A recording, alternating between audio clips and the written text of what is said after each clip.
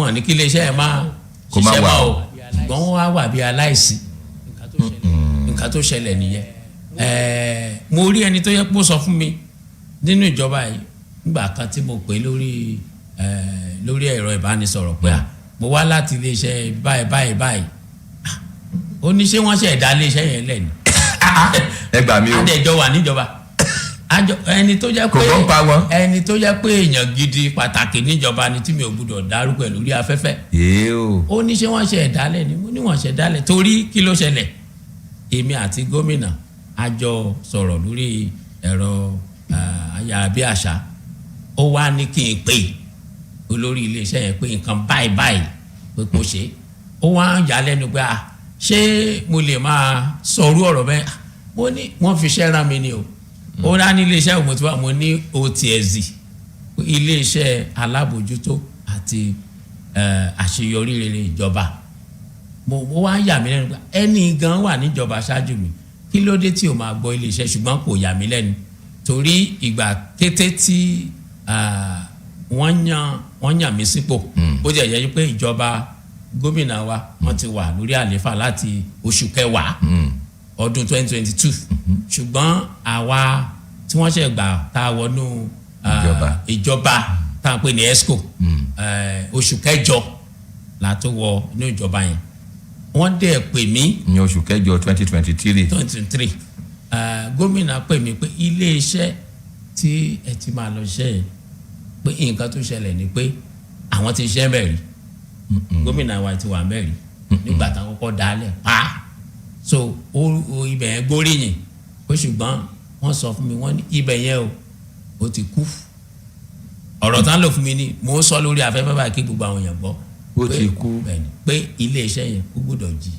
wọ́n sọ yín di Jésù tí ó lọ jí tí ó lọ mú kí iléeṣẹ́ tó ti kú jí ìdè. ẹ̀yà àtọ́kùn yìí náà sọ fẹ́ mi náà wá wò pé mo ṣe sọ ilé lórí afẹ́fẹ́ lẹ́gbàá àkọ́kọ́ ni pé kí ni tèmi ti jẹ́ nínú ìjọba yìí mo ṣe ń ronú nìyẹn o mo wá rò pé ṣé mi ni akọ̀wé ìjọba ni ṣé mi ni mo ṣáà mú bẹ̀ sí ìró ṣùgbọ́n mo wá lọ wo àkọsílẹ̀ torí ó wà ní Ekiti State Government website jẹ́ pé àwọn iléeṣẹ́ kan lákọsílẹ̀ ṣùgbọ́n táwọn adarí bá débẹ̀ tí wọ́n wo àkọsílẹ̀ yẹn tí wọ́n dẹ̀ ní bí ìmọ̀ àti òye bọ́n ṣe máa jẹ́ kí àkọsílẹ̀ yẹn kó di nǹkan táwọn èèyàn á fojú rí iléeṣẹ́ wọn á pàtì síbì kan mo wá lọ wo àwọn àkọsílẹ̀ tí àwọn òyìnbó yẹn àwọn tó jẹ́ development partner sọ nípa iléeṣẹ́ yìí. àti tó gbọ́dọ̀ máa ṣe bó ṣe yẹ kó rí. ṣùgbọ́n gómìnà wa wọ́n wá dúró tì wá wọ́n dúró tì wá lẹ́yìn pé ìjọba yìí a gbọ́dọ̀ ṣàṣeyọrí láwọn òpómúlérè ìjọba yìí kí ni nǹkan tá a fẹ́ tá a fi lè jẹ́ kó ẹ sọ fún wa ọlọ́lá jùlọ àwọn kan báyìí gbogbo nǹkan tá wọ́n kàn bẹ̀rẹ̀ sí fún wa. Dr. Túndayọ̀ ni mo pé ẹni sọ̀rọ̀ tó yìí ẹ jẹ́ káyọ̀ sọ̀rọ̀ ẹ tẹ̀ fẹ́ fún mi láyè láti ẹ̀yin lẹ́ni kì í ṣàlàyé nǹkan tí iléeṣẹ́ wa ń ṣe torí kò yí ọ̀pọ̀lọpọ̀ ìbéèrè tí ẹ sì pọ̀ ńlẹ̀ àti mọ̀ tí wọ́n ń ṣe ó dà gẹ́gẹ́ níbi ọ̀rọ̀ tí ẹ sọ wípé ẹni tó wà níbi iléeṣẹ́ ìjọba tó jọ̀gá gan-an ó fẹ́ máa mọ̀ ńgbà tẹ́ bá wọn sọ̀rọ̀ tí gómìnà kí la ti wá máa sọ nípa àwọn ará ìlú ara ìdí tá a fi gbé ètò yìí kalẹ̀ ní kẹ́yìn èèyàn kẹ́ ẹ lè mọ̀ pé iléeṣẹ́ kan wà ó dẹ̀ ń ṣiṣẹ́ o tó jẹ́ pé ọ̀mọ̀wé John Moyo Ekundayọ̀ ló ń darí ẹ̀ báyìí ìyẹn ni OTSD Office of Transformation and Service Delivery iléeṣẹ́ tó ń rí sí àbójútó àti ìmúṣẹ kí gbogbo nǹkan kó lè rọ̀ṣọ̀ mù bó ṣe jẹ́ nìyẹn láwọn òpó tíjọba gbé kalẹ̀. Ayọ̀. Well, I mentioned earlier that we have in the studio Director General of the Office of Transformation and the Service Delivery, Dr. John Moyo Ekundayo. Now, good morning once again. Good morning. All right, you have said a lot in Yoruba as to what your department does, or your office does in Ekiti State. I'd like you to enlighten the people. What's the vision, the goals, the reason for which this office was set up? Thank you very much, Ayo. Like I said in Yoruba, OTSD, that's the acronym for Office of Transformation and Service Delivery, was actually established in 2010 during the first term of the erstwhile governor of Ekiti State, His Excellency Dr. John Kayode Fayemi. It came as a sort of reforms that DFID in UK, development partners, they did with Ekiti State government. So the main fulcrum of that reform was to set up an office called the Office of Transformation and Service Delivery. And the essence is to monitor, to track the policy direction of the government. Like, for instance, His Excellency, Mr. Governor Biodun Adeyandun, has 6 strategic actionable pillars. That's the way we name it in OTSD. We call it strategic actionable pillars. And I will still talk about the dashboard before we leave here today, because that really shows, like I'm in your studio now, I can see that governance, youth development, job creation, human capital development, agriculture, rural development, agriculture and tourism, agriculture and rural development, like that. All the 6 pillars of the administration. We are to track, we are to see, in this particular something, what is, we can call on any commissioner, we can call on any special advisor, and to a meeting. So we want to see what you are doing. And prior to that, Ayo, these ministries are mandated to submit their work plans. Like the work plans for the year 2025, this year we are in, had already been submitted in 2024 and approved by OTSD before it will now go to budget, the Ministry of Budget, the Ministry of Finance, and the Accountant General Office. Why are we doing this? So that no agency of government will come and say, I want to do this. Mr. Governor, give me approval, and I want to spend this money. If it has not been your work plan before, Mr. Governor may not approve such for you, unless it's subjected to further discussion, and Mr. Governor let us know in OTSD, and then we say, it's something that will lead to the development of Ekiti. But then that shows that we are organized going forward in government now. You can not just do anything outside of your work plan anyhow, so that we are trying to make sure that because all those work plans, we scrutinize it, so that it will go governance, youth development, job creation, human capital development, agriculture and rural development, agriculture and tourism, like that, infrastructure and industrialization, and good governance, so that the 6 pillars at the end of the day are delivered. So that's what we do in the Office of Transformation and Service Delivery. Ẹ ṣeun, nígbà tẹ́ fìbò tán ní ìsìn dókítà wa, kì í ṣe dókítà lábẹ́rẹ́ o, ọ̀mọ̀wé là ń pè bẹ́ẹ̀, mo kàn yá èdè yẹn lò ní o. Ẹ sọ̀rọ̀ pé gbogbo ẹlẹ́kajẹ̀ka ilé iṣẹ́ wọ́n gbọ́dọ̀ ní ìlànà àwọn tẹ̀lé láti jẹ́ kí ọwọ́ wọn lè tẹ̀ tí wọ́n fẹ́ lé láàrin àkókò kan, bóyá ọdún kan ni o, ọdún méjì ni, ọdún mẹ́ta, láàrin àkókò yẹn ń báyìí la fẹ́ yàn ṣe. Ẹni tí wọn ò bá múra tán kí wọ́n sọ pé àwọn fẹ́ ná náírà 10, iléeṣẹ́ yín lè gbẹ́sẹ̀ lé pé kò rí bẹ́ẹ̀, àbí mi ò gbọ́ yín dáadáa ni. Àwa ò tiẹ̀ sí nípa ti ìṣúná, ṣùgbọ́n ẹ gbọ́dọ̀ la ètò yín kalẹ̀. Tá à ń sọ náà ni. Ètò yín yẹn àwa di pé òun la máa pass ilé ìṣúná. Ní gbogbo iléeṣẹ́ ìjọba pátá. Bẹ́ẹ̀ ni, because ètò yẹn ló jẹ àwa lógún, kì í ṣe owó tẹ́ ẹ fẹ́ náà o. Kí lẹ́ni? Kí lẹ́ni tẹ́ ẹ fẹ́ ṣe, ṣùgbọ́n tí olóyè afẹ́ rí i pé. Bó o lẹ ṣe fẹ́ ṣe?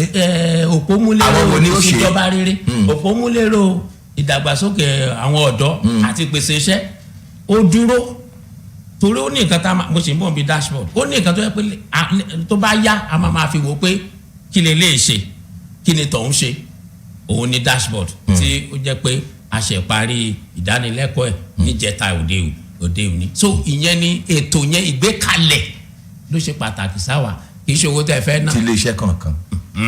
Ìgbékalẹ̀ yẹn ó gbọ́dọ̀ tọ́ka sí òpómúlérò ìjọba kọ̀ọ̀kan nínú 6 yẹn. Tí ò bá ti tọ́ka sí kọ̀ọ̀kan bẹ́ẹ̀, wọ́n fún iléeṣẹ́ wa lágbára láti fagilé.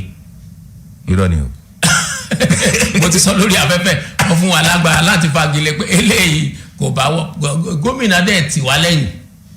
So torí ẹ̀ kò sí kọmíṣánná tó lè halẹ̀ mọ́ wa àbí special adviser pé ètò yẹn gbúdọ̀ bámu. aládàá ńlá ni yín o. orí ọ̀fẹ́ la rí gbà. ó dáa ẹ jẹ́ kí n wá lọ sórí ọ̀rọ̀ náà pàtó torí àkókò òṣọ̀rẹ́ ẹ wa àwọn tó ń gbọ́ wa náà báyìí ara wọn ò ti mọ̀ ọ̀gbọ̀n pẹ̀pẹ̀pẹ̀ pé wọ́n fẹ́ bá yín sọ̀rọ̀ ọ̀rẹ́ mi ayọ̀ yín náà èèbó kún ẹ̀kẹ́ òun náà sì fẹ́ lọ yín fún díẹ̀ ẹ jẹ́ kí n kúkú lọ sórí eléyìí gbogbo ìgbésẹ̀ tẹ́ ẹ̀ ń gbé yìí torí tí n bá ti ní kí n máa mọ ní kọ̀ọ̀kan gẹ́gẹ́ bí àwọn tèmi là kalẹ̀ ilẹ̀ aṣọ ilẹ̀ amọ́ ṣùgbọ́n kí n kúkú lọ sàn báyìí pé ẹjọ́ o bàbá mi ọ̀mọ̀wé John Moyo Ẹkúndayọ̀ ìgbà tẹ́ ẹ ti ń ṣe gbogbo làálàá yìí kiri kí n wá nípa gangan tí làálàá yìí kó nínú àwọn àṣeyọrí tí ẹ ń sọ̀rọ̀ yìí láti ìgbà tẹ́ ẹ ti débẹ̀ ẹ ti sọ wípé inú oṣù kẹjọ ọdún 2023 ìnlẹ̀ ti bẹ̀rẹ̀ ẹ ti ń lo ọdún kan ó ń lé báyìí kí n wá ní lájọ orí iṣẹ́ ò bó ló ṣe kàn wá aráàlú o. pẹ̀lú àtìlẹ́yìn tí ìjọba tí gómìnà ń fún wa gómìnà Ọlájùlọ Biodun Adeyandun a gbé àwọn kankan kalẹ̀ torí bí ó tẹ̀ jẹ́ pé àkọsílẹ̀ tó dá iléeṣẹ́ wa sílẹ̀ ó fún wa láwọn agbára kan ṣùgbọ́n àwa náà gbọ́dọ̀ kọ́kọ́ gba ìfọwọ́sí gómìnà torí àwọn kan wá béèrè lọ́wọ́ wa pé ta ló rán yín ṣe fẹ́ sọ̀rọ̀ ayín di mọ̀rẹ́ni tó tàbí ẹ fẹ́ sọ̀rọ̀ ayín di Ọlọ́run mọ̀rẹ́ni tó béèrè ìbéèrè lọ́wọ́ mi pé ṣé báwo ni tiwa ṣe jẹ́ tí mò ń béèrè bí eléyìí lọ́wọ́ òun àkọ́kọ́ àwọn ìkọsílẹ̀ àkọ́kọ́ gba ìfọwọ́sí gómìnà bẹ́ẹ̀. ìkíní ni pé a ní nǹkan kan tí olóyìnbó ń pè ní transformation tidbits. kí ni transformation tidbits yẹn? ìyẹn ni wípé àṣeyọrí rere pẹ̀lú tó tẹ̀lé ìlànà àti àkókò. tẹ́yìn bá kọ lẹ́tà sílé iṣẹ́ wa ẹ̀yin tẹ́ járàlú lẹ́tà yẹn láàrin ọjọ́ 10 ẹ gbọ́dọ̀ rí èsì. ó pẹ́ ju àrírú ẹ̀. bẹ́ẹ̀ni tó bá dẹ̀ jẹ́ pé láti ilé iṣẹ́ kan sí ilé iṣẹ́ kejì ilé iṣẹ́ ẹ̀kọ́ sí ilé iṣẹ́ ètò ìlera education sí health láàrin ọjọ́ 5 torí ẹjọ́ ń ṣiṣẹ́ ìjọba pọ̀ ni ẹ gbọ́dọ̀ fèsì. wọ́n gbọ́dọ̀ fèsì. gbogbo nǹkan láti máa yá kọ́mọ́kọ́mọ́. bẹ́ẹ̀ni kó mọ́ di pa gbé fáìlì sábẹ́ tébù. gbọ́dọ̀ máa yá tán. à ń ṣe ètò nípa kínní o ṣùgbọ́n àti ìparí ẹ̀ ni o kì í ṣe pé ká má gbọ́ra ẹni yé oṣù kan máa lọ oṣù méjì máa lọ torí àti rí bẹ́ẹ̀ rí tó jẹ́ pé èèyàn fẹ́ wá láti wá náwó ara ẹ̀ fún ìpínlẹ̀ Èkìtì títí oṣù méjì. wọn ò dá lóhùn wọn ò rí pépà ni àbí wọn ò rí bírò. bẹ́ẹ̀ náà làá bí ni ṣùgbọ́n torí ẹ̀ ó ti wà adẹ̀ wa máa ń lọ káàkiri láti wá lọ wòwe a lọ lọ́dún tó kọjá ọdún ìbáyìí a tún máa lọ àwọn wo ni ò tẹ̀lé ìlànà yẹn kì í ṣe pé àkànjò kó sọ́fíìsì àkànkọ́ lẹ́tà ṣá a máa wá lọ a lọ máa wò wọ́n pé ó yá ẹgbẹ́ kìnìún jáde so ìkíní nìyẹn. iṣẹ́ yìí tún dàbí ọlọ́pàá lápá abẹ́hùn. àtọkùn ẹ ti fẹ́ fún wa orúkọ táwọn èèyàn gan pè wá ara orúkọ táwọn pè wá nìyẹn wọ́n pè wá lọ́lọ́pàá wọ́n pè wá ní FCC wọ́n pè wá láìCPC oríṣiríṣi orúkọ náà fún wa ṣùgbọ́n ìkíní nìyẹn ìkejì ni pé gómìnà wa ní pé ṣe mọ̀ pé gómìnà wa jẹ́ ẹni tó yẹ pé onínúure tó lóyìnbó máa pè ní pé wà gracious ẹ wo àwa tó yẹ pé à ń ṣiṣẹ́ ní ìpínlẹ̀ Èkìtì tó yẹ pé a jẹ́ táwa ní ESCO mi ò bá ṣe máa pè yẹn Yorùbá. àwọn ìgbìmọ̀ àṣejọba náà àwọn ìgbìmọ̀ àṣejọba tí wọ́n bá pọ̀ gan àwa la pọ̀ jù orílẹ̀-èdè Nàìjíríà. tòótọ́. bẹ́ẹ̀ ni ṣùgbọ́n gómìnà wa ó wá sọ pé iléeṣẹ́ OTSD o gbogbo àwọn tó jẹ́ alákòóso wọ̀nyí ẹ ṣe ìgbédeke fún wọn pé a fẹ́ mọ̀ ní tó yẹ pé iṣẹ́ tó tiẹ̀ ń ṣe òkúnjú wọn àbí òkúnjú wọn sí àwọn òpómúlérò ìṣèjọba. kí wọ́n máa gbé wọn lórí òṣùwọ̀n. bẹ́ẹ̀ ni. nínú ọdún yìí o ìwọ Ministry of jẹ́kájẹun ọgbà 10 lórí 100. bẹ́ẹ̀ ni irú wọn fún wa níṣẹ́ yẹn adẹ̀ṣe àṣẹ lọ́dún 2023 adẹ̀gbé ìwé wa ṣọwọ́ sí ọ̀dọ̀ ìjọba adẹ̀kọ́ àwọn ajẹ́kíjọba kọ́lé sí ìjọba náà ní àwọn kan míì tí àwọn náà ò ṣe ẹni tẹ́ ẹni kó ṣiṣẹ́ tẹ́ ẹ̀ fún ẹni kó lọ sóko ẹ̀ fún lọ́kọ́ ẹ̀ fún ládàá. kí ló wá fẹ́ ṣe lọ. kí ló fẹ́ ṣe so àwọn náà rí tí wọ́n sọ. ẹ̀sìn wá fẹ́ ká bá wí pé kò ṣe kankan. gómìnà wa ní agbọ́dọ̀ ní sùúrù gbà yẹn òun ò tí ì lè sọ pé òun fẹ́ gbé ìgbésẹ̀ lórí àkọsílẹ̀ wa àti ìwádìí wa yìí so gbogbo wọn yẹn ṣe tún rí ó tún jẹ́ kí bí àgàtà lè pè ní. ó ta gómìnà gan jí. ó ta gómìnà jí àwọn wo náà tí ẹ̀ dá lóhùn tẹ́lẹ̀ àtún wá ṣètò àtún wá dá wọn lóhùn oníkálukú náà wá rí nǹkan ṣe àtún lè fi yan gàn pé èmi náà ṣe léyìí o. ó jẹ́ èsì iṣẹ́ yín. ó jẹ́ èsì iṣẹ́. àtúbọ̀tán ẹ̀ nìyẹn tó fi wúlò fún ìjọba àti faraàlú. bẹ́ẹ̀ni. Ayo.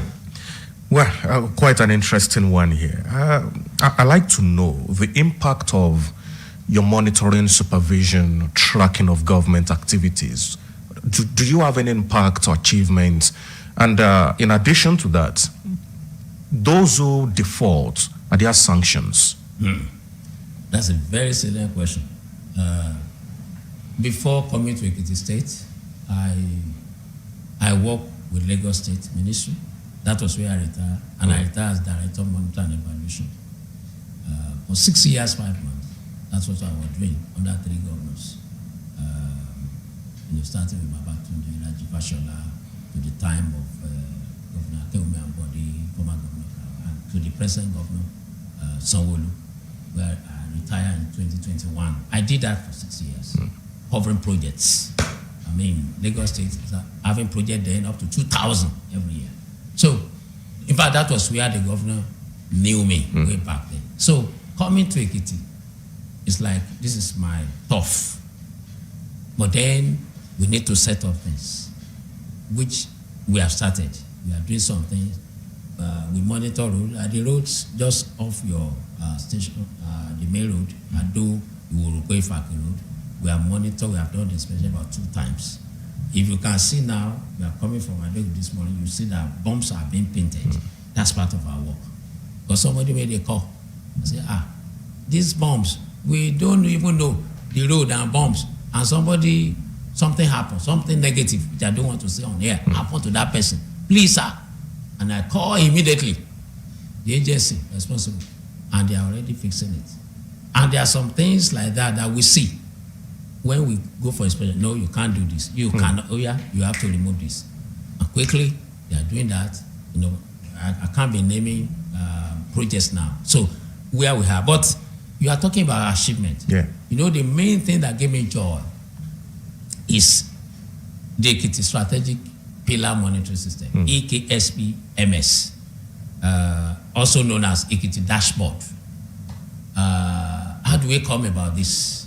When I was in Lagos State, I was part of the team, World Bank study tour to India, state of Kerala, and that's where I saw the dashboard. What the state government is doing is on the system, and it can be accessed anywhere in the world. Now, I'm happy to tell you that His Excellency Governor Biodun Adeyandun, I shared that vision with him early in 2023 when I was appointed. He brought into the vision, he constituted some of us in the committee. We look at it, we critique, and at the end of the day, approval came. Not just approval, we had a consultant. Not just that, now we have the dashboard. If you click right there on Google, spms.ek, you can write it down, spms.ek.gov.ng. It will take you straight to Ekiti dashboard. Let me say it again for those who are at home, so that whether I'm telling lie or whatever, they can see spms.ek.gov.ng. That's the dashboard. Now, we are trying now to onboarding our projects there. So in a matter of 3 weeks, 1 month, because some people tell lies on social media. They tell lies against the government. Bao is only passing road all about. Who told you that? It's a fallacy, it's a lie. You see, the pictures that will be on our dashboard will be GPRS. So even if you're in London, somebody is telling you a lie, you can see the longitude and the latitude. This is what I did for more than 6 years in Lagos. You can see there that this is Omo, that this is a Kere, that this is a Fanlai, this is Ido Ekiti. This where I'm looking is a Kole, it's Ado Ekiti. You can see that Ado Iworoko Road is really Ado Iworoko Ifaki. Not telling, you see the picture, you see the video. It's there. That's what the dashboard is going to show. Transparency of government. So this is one main achievement that for me, I'm so happy that it happened. Because when we came back from the World Bank study tour in Lagos, and I made the report, my commissioner then was glad, Pastor Ben Akabweze, but then the government was about to go. The next government couldn't buy in. They didn't have the political will. Lagos State will have been the first to have it. But let me say it, I'm on here now, and they can hear me in states of the Federation. Ekiti State is the first state in the Federation to have the dashboard, not even the federal government. And that is it. Because I went to India, the state of Kerala, in 2014, I saw this thing, and I see that this is what can bring development and transparency, and make the people to monitor and see what is going on without any ambiguity. And the governor, because he has a fear of God, is transparent, he bought into it. And here we are today, we have the Ekiti dashboard. It's the first in Nigeria. One achievement. ọ̀rọ̀ dashboard tí ẹ̀ ń sọ yìí báyìí ẹ ti kẹ́ni o. ṣé àtọ́kùn ẹ̀jẹ̀ yìí o. ẹ ti kẹ́ni o èkó for show ẹ kó wá bí yìí o india particular. ẹ ṣe. bàbá o kí ni dashboard tí ẹ̀ ń sọ yìí torí ó dàbẹ́ ni pé ẹ̀ ń múnú mi dùn nǹkan kan tọ́ sókè nínú mi bẹ́ẹ̀ ṣe ń sọ̀rọ̀ dashboard yìí àti bá a ṣe lè rí lórí social media tá a bá Google ẹ̀ tó jẹ́ pé gbogbo bó ṣe jẹ́ gan. yàrá bí àṣà bẹ́ẹ̀ ni ṣe rí dashboard yẹn jẹ́ ṣàlàyé fún yín atọ́kùn torí àwọn tí ò gbóyìnbó bí ẹni tó ń wa mọ́tò lọ tá a bá tẹ̀lé wa mọ́tò àṣà wà nínú mọ́tò wọn wà wá lọ ọ̀pọ̀lọpọ̀ àti jáde láàárọ̀ lọ bí iṣẹ́ ẹlòmíì lọ ilé ìwé àti bẹ́ẹ̀ bẹ́ẹ̀ lọ nǹkan tó yẹ pé tí awakọ̀ bá ń wa mọ́tò tó ń wò níwájú ó dàbí pé rèmi ti ń pọ̀ jù lórí dashboard ibẹ̀ ló ti máa rí ó dàbí pé epo ti ń tán. epo ti ń tán o. bátìrì tán náà lẹ̀. o tẹ̀ ti yẹ yín ìyẹn náà pè ní dashboard mọ́tò so bẹ́ẹ̀ náà ni gbogbo àwọn iṣẹ́ tá à ń ṣe fúnjọba tó rọ̀ mọ́ àwọn òpó yìí ló yẹ ká máa wò ó a máa ṣèlérí fáwọn aráàlú wípé ètò ọ̀gbìn ètò ọ̀gbìn àti ìdàgbàsókè ìgbèríko àmà tí ì ṣe ọ̀pọ̀lọpọ̀ nǹkan tá a sọ pé a máa ṣe àbí ó dàbí wẹ́lẹ̀ tá a ti ṣe ní ti tabanikawo art culture and tourism.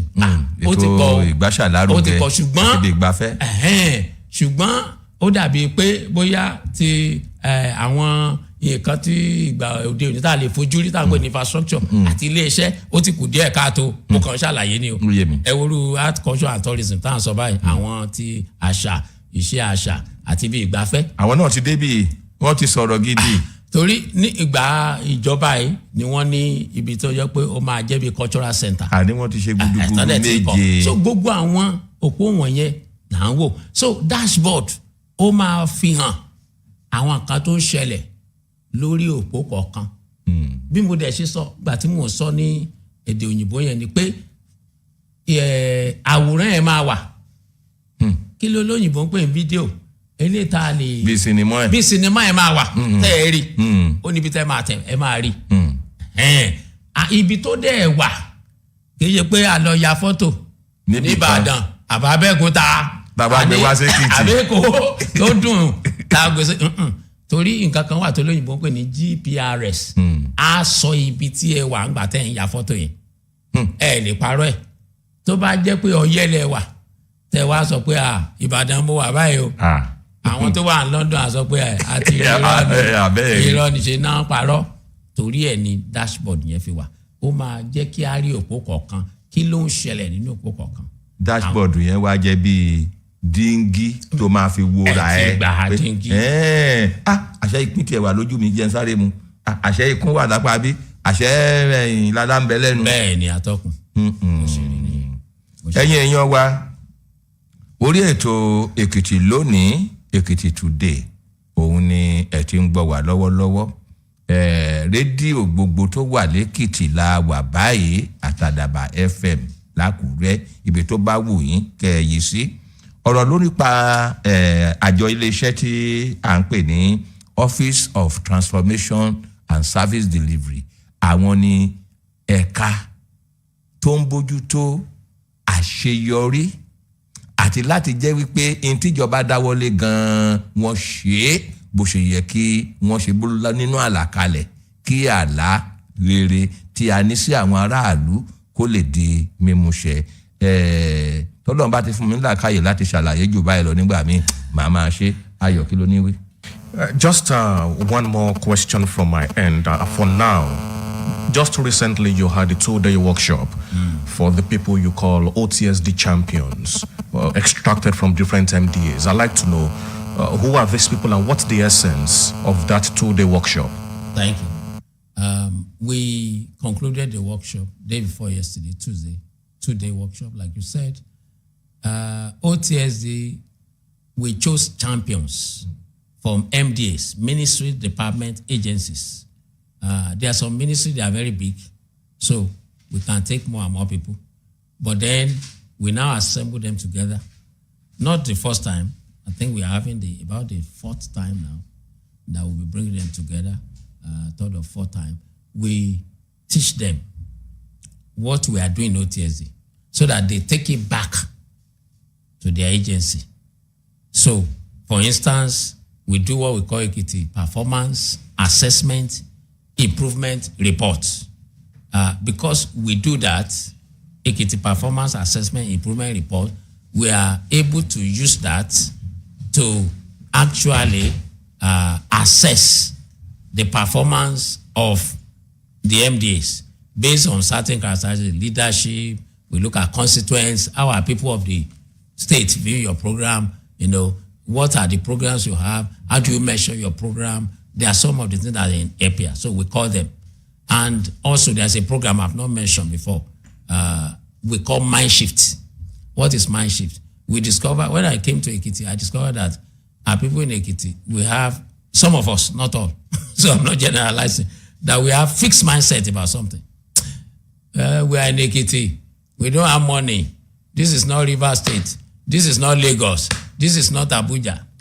But if you have as a man thinketh, so is he. If you have that kind of thinking. So we in OTSD strategy team, we met because we have a strategy team. I'm not the only one doing the work. I have TAs with me, I have SSA, I have SA, and civil servants. We join. We have to about 10 in the strategy. Ideas will come. If your idea is the best, and we look at it. For instance, there was a time they say, they would like to meet the governor and they share something. I said, okay, fine, I will tell him if he allows you. And the governor said, well, by all means. And they all met the governor. So at times, we come up with ideas like that. And as a result of that, we have what we call Mind Shift. So Mind Shift is a series. We have done 4 series, we are doing 2nd series this year again, that we begin to change our mindset, our perception that we are in Ekiti. Does not mean that we cannot do certain things. Ideas can come to us that it's Ekiti that is the best, that idea will work. Not even Lagos, not even Abuja. But if you don't think free of the box, like one of my bosses will say, not just taking out of the box, but think free of the box, you'll be in that mode and you'll be fixed. So this is part of the thing that we are trying to inculcate, but it's just an expanded thing. It's a thing that we touch aspects. So we have these champions done. We have assistant champions because we are mindful that the champion can be transferred and it's already happening. You see, so that once they are transferred, it's like everything, we have to start again. So in ministry, we have at least 2 assistant champions. So we know that they can't all be moved at the same time. So what we taught them, we still remain that place. And Mr. Governor has been so good, magnanimous to us.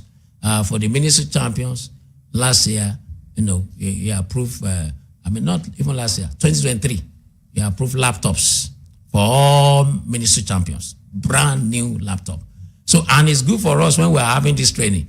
We told them, come with your laptops. So it made our job easy.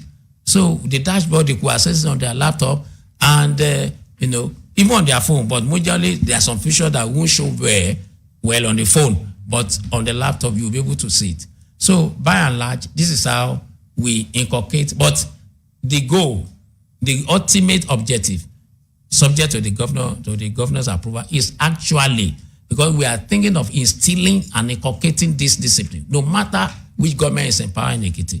Just like today, you have information officers. So nothing stops us at the approval of Mr. Governor if we deem it to have transformation officers, so that we have transformation units in MDA. I think the Honorable Commissioner for Information first mooted this idea. And it's in the studio now. First mooted this idea to me. But then I was looking at it. How will it work out? But, but it's something that's subject to approval, Mr. Governor, we could have. Because if Governor Bao leaves after office, first term, second term, no, as God will have it. And then some of us live here. Are we going to go back to that route we were about 5-7 years back? And then you say, what is that office doing? No, we don't want it to be that way. And we can have sustainability if we instill a culture of transformation and service delivery. So, ẹ kú ohùn látẹ̀kan ọ̀mọ̀wé John Moyo Ẹkúndayọ̀ bọ́ba jírò fún gómìnà àti ọ̀gá àgbà àjọ iléeṣẹ́ OTSD ẹ̀kúṣẹ́. Bí ẹ ṣe ń sọ̀rọ̀ lọ, ọlọ́lá kọmíṣánná fún ètò ìròyìn ní ìpínlẹ̀ Èkìtì tó ṣe wípé àjọ iléeṣẹ́ wọn náà ni wọ́n jẹ́ kí ètò tí à ń ṣe yìí kí ó di tí gbogbo èèyàn tí wọ́n ń káràmásìkí lásìkò yìí.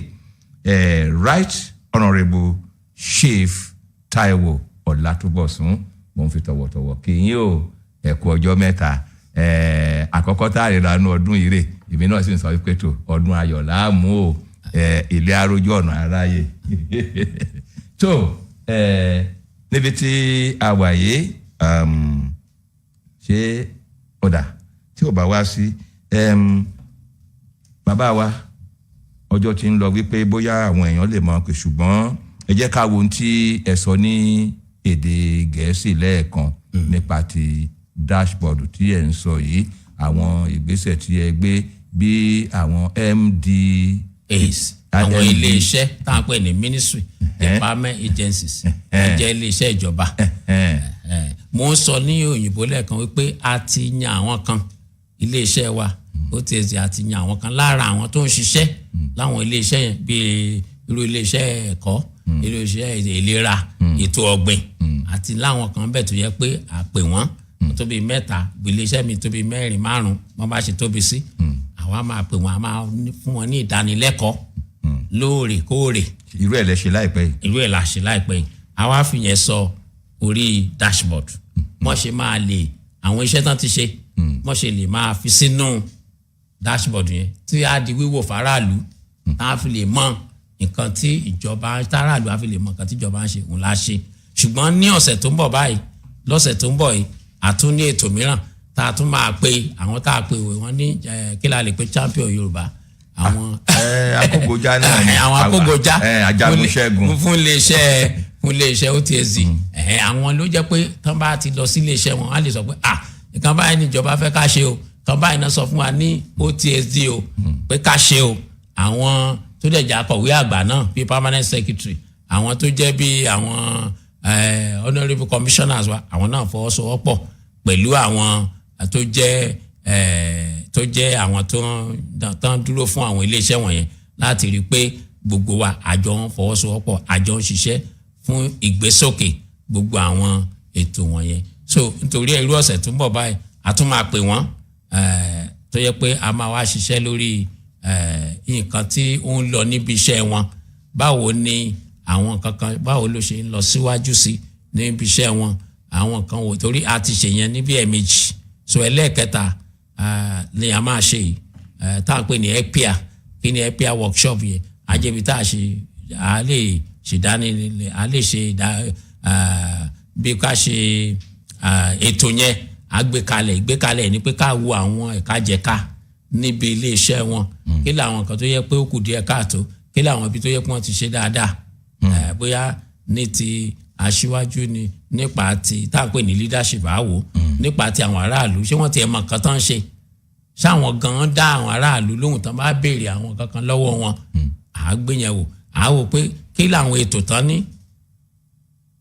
kí ni báwo ni wọ́n ṣe lè mọ ibi tí wọ́n dé ibi tí wọ́n ti bẹ̀rẹ̀ so ìyẹn là ń pè measurement analysis gbogbo ẹ̀wọ̀n yẹn la máa wò ó ti wà nínú ìwé tá à ń pè ní API gbogbo ẹ̀ ni a máa wò so àrú àwọn kan tí iléeṣẹ́ wa tó ń ṣe lélẹ̀. gbogbo àwọn àlàkalẹ̀ tí ẹ̀ ń ṣe yìí ó wá ń mú kí gbogbo àwọn ẹlẹ́kajẹ̀ka kan lè máa jára mọ́ṣẹ́ wọn pé tá a bá ṣe kínní àwọn OTSD wọ́n máa rí sí wa àbí bóyá ká lè ṣe torí dashboard àti bẹ́ẹ̀ bẹ́ẹ̀ lọ kálukú wa máa ṣe iṣẹ́ wọn kúnjú wọn bó ṣe yẹ kí wọ́n ṣe ẹ̀yin èèyàn wa láìpẹ́ láì jìnnà lórí ọ̀fẹ́ àti máa dá sí wa ṣùgbọ́n Ayọ̀ kí ni gbólóhùn náà.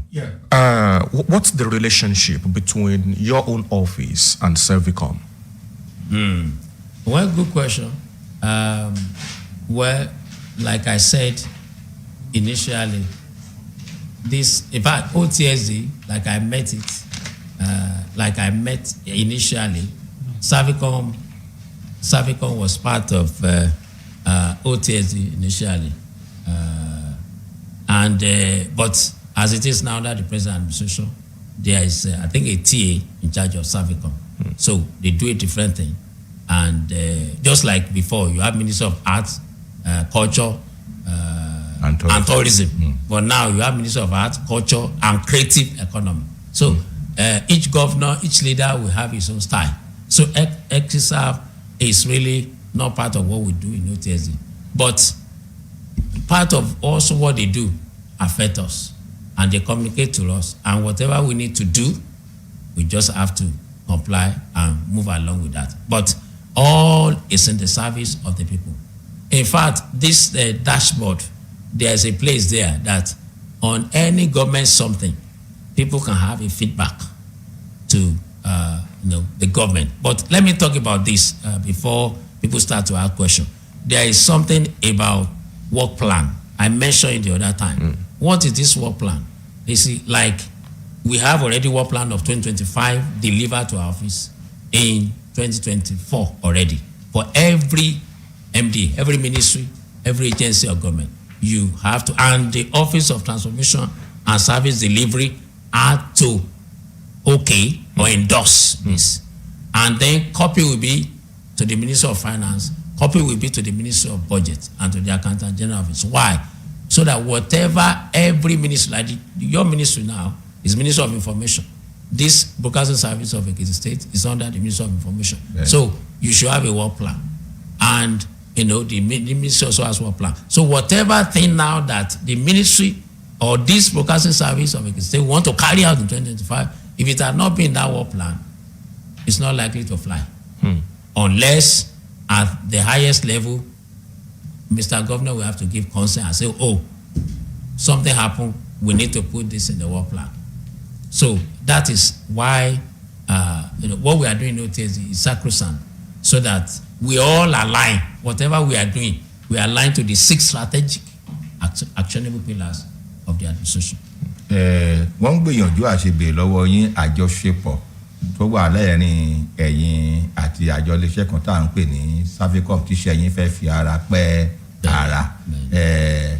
Ẹ ti sọ lédè Gẹ̀ẹ́sì bóyá ẹ kàn lè yan lédè òyìnbó ká tó fi àkókò péréte tí ó fẹ́ kù báwọn èèyàn láti. Servicom àti OTSD iṣẹ́ wọn ó yàtọ̀ ní ìjọba tí a wà yìí. Tẹ́lẹ̀tẹ́lẹ̀ Servicom ó wà pẹ̀lú OTSD bó ṣe wà tẹ́lẹ̀tẹ́lẹ̀. Ṣùgbọ́n bí mo ṣe ṣàlàyé ní èdè òyìnbó bí ìgbà tí ìṣèjọba àná a ní ilé-iṣẹ́ àṣà iṣẹ́ àti ìgbafẹ́fẹ́ pọ̀. Ṣùgbọ́n nísìn ilé-iṣẹ́ ìgbafẹ́fẹ́ ó ti wà lọ́tọ̀ àti mú kúrò. Bẹ́ẹ̀ náà ni EXISAF àti mú kúrò nìkan tí OTSD ń ṣe. Ìfojúsùn àwọn ìjọba, àwọn adarí ìjọba lẹ́ẹ̀kọ̀ọ̀kan wọ́n máa láwọn àfojúsùn tó yàtọ̀ síra torí ẹ̀, ṣùgbọ́n wọ́n ń ṣiṣẹ́ tiwọn, àwọn náà ń ṣiṣẹ́ tiwọn, àwọn ṣiṣẹ́ tiwa. Ara iṣẹ́ wọn tán ṣe, àwọn náà kọ lẹ́tà sí wa lórí àwọn kankan ní nǹkan tán bá dẹ̀bẹ̀ lọ́wọ́ wa bí ìgbékalẹ̀ ìjọba àkúdọ̀ dá wọn lóhùn. Ẹ ṣeun. Ẹ̀yin èèyàn wa jálẹ̀jákò bí gbogbo bí tí ẹ bá ti ń gbọ́ wa ẹ má bínú pé ọ̀rọ̀ wa pọ̀ láàárọ̀ yìí torí àjọ iléeṣẹ́ tí a gbé wá ó dàbẹ́ ni pé àwọn aráàlú ò fi bẹ́ẹ̀ mọ nǹkan kan nípa wọn tó bẹ́ẹ̀ jù bẹ́ẹ̀ lọ bó tiẹ̀ ṣe pé ó pẹ́ tí wọ́n ti wà gẹ́gẹ́ bí àlàyé tí àwọn ọ̀gá ti ṣe látẹ̀ẹ̀kan òun ló jẹ́ kọ́rọ̀ fẹ́ pọ̀ tó yìí wàyé ò níwọ̀nba ìṣẹ́jú tí a ní àyè ti wà o fẹ́yìn èèyàn wà tí ẹ̀ ń gbọ́ wà tí ẹ̀ ń bá wa bọ̀ lórí ètò yìí tẹ́ ń fi tọkàntọkàn tẹ̀lé wa ẹ pè sórí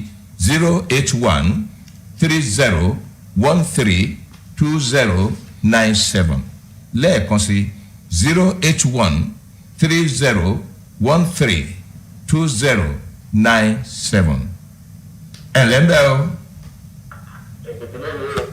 ẹ bá wa dá sí i ẹ káàárọ̀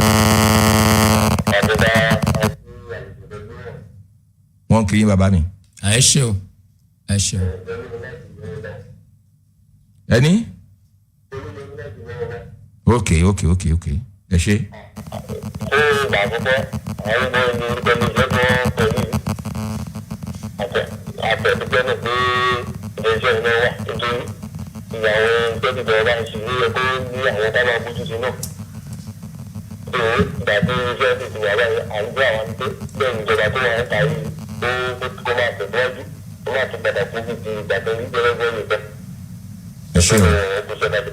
ẹ ṣé adúpẹ́. ẹ ṣé o. tó 08130132097 ẹ lẹ́bẹ̀ o. ẹ máa káàárọ̀ ẹ kú ojúmọ́ o. ẹ káàárọ̀ bàbá mi o. orúkọ tèmi lọ́láwálé ògúngbè látọ́lọ́ ṣògo. ọ̀làwálé ògúngbè. bàbá ẹ pẹ́ fún àṣà àbọ̀dẹ̀ kí bàbá wa àti ọ̀gá ìwà níbẹ̀. inú mi dùn pẹ̀lú nǹkan bí ilé ìta mo máa ń sọ kíní kan tà tí ìṣèjọba tó bá bẹ̀rẹ̀ ká gbé nǹkan kalẹ̀ tẹ́lu mi tún gbé ó máa jẹ́ kí ìlú mọ́yán lórí ó máa jẹ́ kí nǹkan tẹ̀síwájú ẹ wo nígbà tí bàbá tí ò bá rí pé bàbá wa oyè bá jí wọ́n ti mọ̀ ní mọ̀ kíní yìí yàrá pé bí ìbẹ̀yìn á ṣe kú nìyẹn bàbá síbẹ̀ ìgbàdàn mọ̀ ní mọ̀ ẹ̀ wọ́n wá wo pé kíní yìí á ṣàǹfààní fọ́ọ̀mù Èkìtì wọ́n wá pé kíní ẹ̀ dìde ta ó dẹ̀ mú yẹ̀sì lọ́la bàbá mo gba aládùá tí gómìnà wa bá parí ẹni wọ́n á tún ṣe mí lágbára náà wúrọ̀ àwọn nǹkan tá à ń fẹ́ lẹ́kìtì yẹn bó ba lè mú yẹ̀sì ayé àwọn adá ẹ̀ fún ètò bàbá o. ẹ ṣe ògúngbè. hello ẹ lẹ́bẹ̀ o. hello ẹ tó wà lójú òpó ẹ káàárọ̀. Tọ́pẹ́ ni láti láwẹ̀. Tọ́pẹ́ láti láwẹ̀. ok. mo kí yín ọ̀pẹ́ láti àgbàgbọ́n láti ẹ̀kọ́ mọ́lẹ̀ kí díje wa náà ó yẹ láyé gbogbo ẹ̀dá ń gbọ́. bẹ́ẹ̀ mo fẹ́ bèrè pé ìbáṣepọ̀ olúwa láàárín àwọn mínísírì àti àwọn gọ́ọ̀mẹ̀ntì agencies àtàwọn. wọ́n ti a ti sọ a ti sọ lórí ètò ṣùgbọ́n kíkan yan torí àkókò wa iléeṣẹ́ wa jẹ́ iléeṣẹ́ alábòójútó fún àti bí ìṣèjọba rere á ṣe wà nípínlẹ̀ Èkìtì so àwọn òpó múlẹ́rọ̀ ìṣèjọba yẹn tó jẹ́ 6 iléeṣẹ́ wa iṣẹ́ wa ni láti rí i pé gómìnà wa ń tẹ̀lé ọdẹ ń ṣe so ìkan gangan tí iléeṣẹ́ wa tó dá lé lórí nìyẹn ẹ ṣé. ẹ lẹ́mẹ̀ o. ẹ káàárọ̀ o. olú láti ọyẹ ni. kí lẹ pé. olú láti ọyẹ. olú láti ọyẹ ẹ káàárọ̀. olùkọ́ ẹ̀ lọ́dọ̀ àwọn ẹ̀fọn tuntun wọn látàrọ wọn ni wọn wà láti máa àtú iṣẹ́ tí wọ́n fẹ́ ṣe ní Èkìtì ẹjọ́ individu àtẹ́tẹ́ ṣiṣẹ́ ṣé wọ́n dà túfẹ̀ because mo rí èèyàn kan tó wá sórí program tó sọ wípé wọ́n fẹ́ ṣiṣẹ́ tètè gbé gọ́ọ̀mẹ̀ntì wọn túfẹ̀ fún láti ṣe àṣẹ individual person. No, he's asking if an individual can also write to your office to carry out certain things in town. And he made mention of somebody who wanted to do culvert, but your office rejected it. My office? Yeah. What is there is this. For every agency, there is what every agency, there's what we call mandate for every agency. Gbogbo àwọn iléeṣẹ́ yẹn mo fẹ́ kàn gbọ́ mi dáadáa ló ní àwọn nǹkan tí irú nǹkan tó jẹ́ bí ètò ẹ̀kọ́ báyìí ó ti ẹ̀sìn kì í ṣiṣẹ́ wa nǹkan tó jẹ́ ètò ọ̀gbìn kì í ṣiṣẹ́ wa ṣùgbọ́n a lè darí yín pé lẹ́tà tẹ́ ẹ fẹ́ kọ yẹn o ṣé ẹ̀ ń gbọ́ mi sà. ẹ máa sọ̀rọ̀ so pé lẹ́tà tẹ́ ẹ kọ pé báyìí a lè darí lẹ́tà yín yẹn sí iléeṣẹ́ yẹn kì í ṣe pé ká má dá yín lóhùn aláwọn iléeṣẹ́ tó jẹ́ pé wọ́n jẹ́ fún ìdàgbàsókè ohun tá a lè fojú rí tá a pè ní public utility àti infrastructure a lè darí lẹ́tà yín síbẹ̀ àbí pé kẹ́ ẹ bá yẹn sọ̀rọ̀ ní iléeṣẹ́ yẹn adẹ̀ ní iléeṣẹ́ náà tó jẹ́ pé ó jẹ́ for community and rural development. So tí ẹ bá wọn sọ̀rọ̀ tán rí wípé kìíní ó ní ọ̀nà tí tó máa gbà. So nǹkan tó wà bẹ́ẹ̀ nìyẹn sà. tó a dúpẹ́ lọ́wọ́ Ọlọ́run a sì dúpẹ́ lọ́wọ́ gbogbo ẹ̀yin tí ẹ ti bá wa dá sí ẹ rí i pé gẹ́gẹ́ bí mo ṣe sọ lẹ́ẹ̀kan àlàyé pọ̀ lórí àgbékalẹ̀ ètò wa lónìí kó bá lè túbọ̀ yé ẹ̀yin èèyàn àwa ní àkókò kúkúrú láti pé kẹ́ ẹ bá wa dá sí ṣùgbọ́n ó ṣeéṣe kó má rí bẹ́ẹ̀ mọ́ ní ìgbà míì tó bá pé nǹkan tẹ́ ẹ ti mọ̀ dáadáa tó ti yé yín dáadáa là gbé wá ṣùgbọ́n lénìí mo mọ̀ pé ẹ ti gbọ́ àlàyé tó kún nípa OTSG bàbá bóyá wá ní nǹkan kan tí ó yẹ ká béèrè tá a béèrè láàrin ìṣẹ́jú kan àbí ó láwọn àlàyé míì kó tó di pé à ń pálẹ̀ ètò mọ́. ẹ ṣeun mo fẹ́ gba àwọn aráàlú mo fẹ́ gbà wá níyànjú wípé gbogbo àwọn iṣẹ́ rere tí ìjọba ń ṣe ìjọba ìpínlẹ̀ Èkìtì lábẹ́ ìṣàkóso gómìnà wa ọlọ́lá jùlọ Biodun Adeyandun bóyá títì ni wọ́n dà sí ọ̀dọ̀ wa ní o bóyá omi bọ́ọ̀hù ní o bóyá iná ní o ẹ jẹ́ ká tọ́jú àwọn kan wọ̀nyẹn ẹ jọ̀ọ́ ẹ̀bẹ̀ tí mo fẹ́ bẹ̀ wá nìyẹn tó ráwa la ní pé wọ́n dẹ̀ mú ìlú wa tàbí àdúgbò wa ọ̀pọ̀lọpọ̀ náà ti ẹ̀ rántí ọ̀pọ̀lọpọ̀ bí táwọn èèyàn jàǹkànjàǹkàn wà gan wọn rántí wọn pé wọ́n rántí wa ẹ jẹ́ ká tún àwọn kìnìyàn ṣe ẹ má jẹ́ á lọ dalẹ̀ sínú gọ́tà ká sọ pé òjò ti ń rọ̀ báyìí òjò máa bá a kó lọ níbo ni ó kó lọ ó lè kó lọ sílé àbúrò tiwa àbẹ́gbọ́n tiwa gan táwa di pé omi yalé àgbàrá ya ṣọ́ọ̀bù ẹ jẹ́ ká tọ́jú gbogbo àwọn kan tíjọba ń pèsè fún wa